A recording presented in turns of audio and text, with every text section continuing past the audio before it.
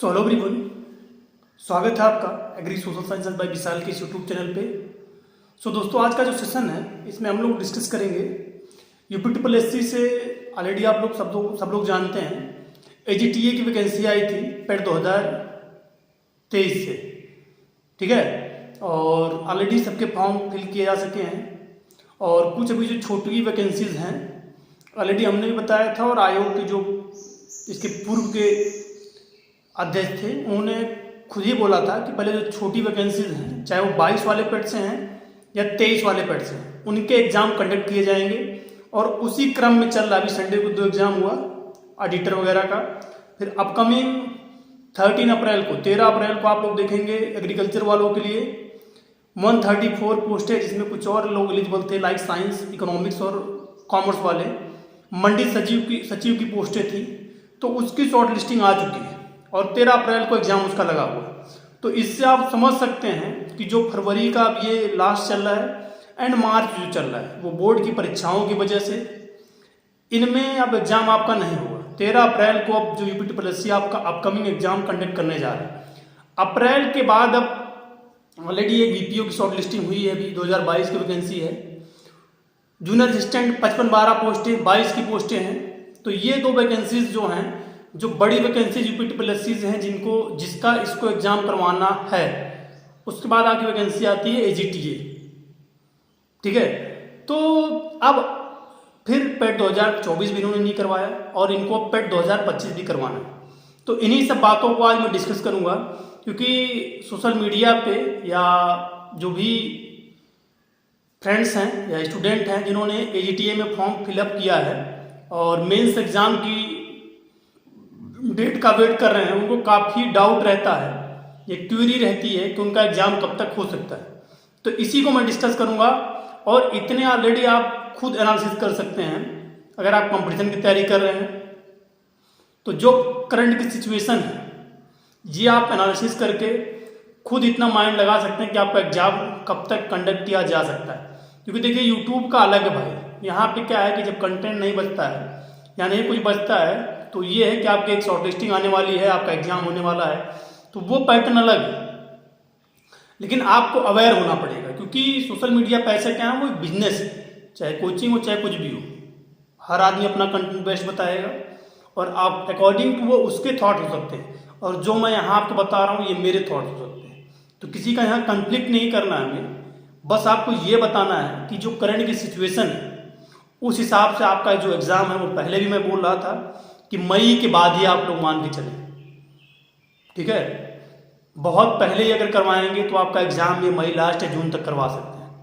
लेकिन जिस हिसाब से चल रहे हैं, इनको अगर पेड 2025 इन्होंने बीच में करवाया, वो मुझे लग रहा हो सकता है मई में पेड 2025 का एग्जाम कंडक्ट करवाते हैं मई लास्ट या जून में, तो आपका एग्जाम जो है वो जुलाई अगस्त में जाता हुआ दिखाई दे रहा है। मैं ये नहीं कह रहा हूँ जुलाई अगस्त में आपका एग्जाम होगा, जो करंट की सिचुएशन है उसके बेसिस पर मैं आपको बता रहा हूँ। बट आपका जो टारगेट होना चाहिए, आप लोग अपने माइंड सेटअप में मई को मान के चलिए कि आपका एग्जाम 25 में या 31 में या 20 मई को लगा हुआ। उसके बेसिस पे क्या है कि आप टारगेट फिक्स करेंगे कि आपको कितने घंटे डेली पढ़ने हैं, कितने घंटे आपको रिवीजन करने हैं, कितने घंटे आपको मॉक टेस्ट लगाने हैं या कितने घंटे आपको क्विज सॉल्व करने हैं। इससे क्या है कि जब टारगेट बेस्ड आप पढ़ाई करेंगे, एक आपके माइंड में रहेगा एक एग्जैक्ट डेट, तो उसके बेसिस पे आपकी जो एफिशिएंसी है वो इंक्रीज होती है। बाकी बची बात अब ये कि देखिए जो पैटर्न है एग्जाम का, इस समय आप करंट में देख ही रहे हैं कंप्यूटर और यूपी स्पेशल का, तो पेपर अप आ रहा है, means moderate to tough paper आ रहा है कंप्यूटर। ये 35 क्वेश्चन ही डिसाइडेड रहेंगे सिलेक्शन होने में।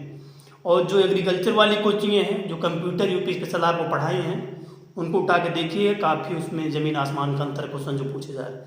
इस वजह से आप किसी प्योर कंप्यूटर वाले टीचर को, प्योर यूपी स्पेशल वाले को, जो जनरल कंपटीशन की तैयारी करा रहा है, उसके वीडियोज़ को आप देखना स्टार्ट कर दो। मेरा हमेशा देखो आपको रिकमेंडेशन रहता है कि आप बुक की तरफ आओ, ठीक है। 20 क्वेश्चन 25 क्वेश्चन सॉल्व करने से वो आप बस क्या है कि देख लो एक बार, लेकिन जब तक आप सेल्फ स्टडी नहीं करोगे तब तक आपकी जो डाउट्स हैं, जो आपकी क्वेरीज हैं या आपका नॉलेज इन्हेंस नहीं होगा। ठीक है। इस वजह से आप लोग जिसका भी आपने कोर्स लिया है, जिसकी भी लाइव क्लासेस ली है, उसको अब ख़त्म करने की तरफ आप चलिए। मैक्सिमम टू मैक्सिमम फेब में उसको ख़त्म कर दीजिए आप। मार्च, अप्रैल, मई, इसमें क्या है कि आप revision plus maximum to maximum objective question solve करिए, चाहे वो क्विज के फॉर्म में सॉल्व करिए, चाहे ऑब्जेक्टिव बुक के फॉर्म में सॉल्व करिए, या मॉक टेस्ट के फॉर्म में सॉल्व करिए। क्योंकि सबसे ज़्यादा आपके सिलेक्शन होने में डिसाइड हमेशा इस तीनों का इक्वल वेटेज है, चाहे वो आपके रीडिंग का हो, चाहे आपके रिवीजन का हो, चाहे आपके क्वेश्चन सॉल्व करने का, मीन्स आप तो जिसको बोल सकते हैं मॉक टेस्ट का। ठीक है, तो इसी स्ट्रेटजी के साथ आप चलिए। बाकी बहुत पैनिक भी नहीं होना है, बहुत देखेंगे उस हिसाब से जितना जनरल वैकेंसीज में कंपटीशन, उतना कंपटीशन भी नहीं है। कंपटीशन मैं नहीं कह रहा हूँ कंपटीशन नहीं है, लेकिन in comparison to other vacancies में इसमें कंपटीशन अभी भी कम है और आपके लिए गोल्डन अपॉर्चुनिटीज़ है। बहुत लोग इसमें अच्छे स्टूडेंट जो हैं, जो फॉर्म नहीं भर पाए थे, बहुत से स्टूडेंट का बिहार में सिलेक्शन हुआ है। ठीक है, बहुत से स्टूडेंट इसी में से वैकेंसीज में से इधर उधर निकल के जा रहे हैं, एफओ में गए, कई वैकेंसीज में इफको में गए, कहीं भी गए। ठीक है, तो ये सब वैकेंसीज आपके लिए बढ़िया चांस है। बाकी इसी में से भी एसटीए में भी लड़के निकल के जा रहे हैं, कम से कम 250 लड़के जो किसी भी ब्रांच में जाए, वो इसमें से वैकेंसी कम से कम 200 लड़के तो होंगे जो फॉर्म डाले होंगे, वो इसमें से जा रहे हैं। ठीक है, तो आप लोग अपने टारगेट बेस्ड पढ़ाई करिए। बाकी अभी एग्जाम का जो है कहीं से भी ऐसा कुछ नहीं, क्योंकि पहले शॉर्ट लिस्टिंग होगी, ठीक है, उसके बाद आप मान सकते हैं कि आपका एग्जाम। ठीक है, तो अभी क्या है, विद पेशेंस के साथ आप जैसे आपने इतना दिन दिया, मैक्सिमम टू मैक्सिमम 4 मंथ और टारगेट बेस्ड विद पेशेंस के साथ हार्डवर्क करते रहिए। बाकी आपको कुछ और डाउट रहेगा, कुछ आपका कन्फ्यूजन रहेगा, तो आप कमेंट कर सकते हैं। जिसको भी फॉलो कर रहे हैं उसको ऑनेस्टली फॉलो करिए, लेकिन बुक के साथ फॉलो करिए। एनआर सुंडा को बुक को जरूर आप लेके चलिएगा। ठीक है, और रिवीजन पे जरूर ध्यान दीजिएगा। बाकी पहली बार हमारे चैनल को विजिट कर रहे हैं तो चैनल को सब्सक्राइब करिएगा। बाकी अपने फ्रेंड तक जरूर शेयर करिएगा। इन्फॉर्मेशन कैसी लगी कमेंट करके बताइएगा। Thank you for listening.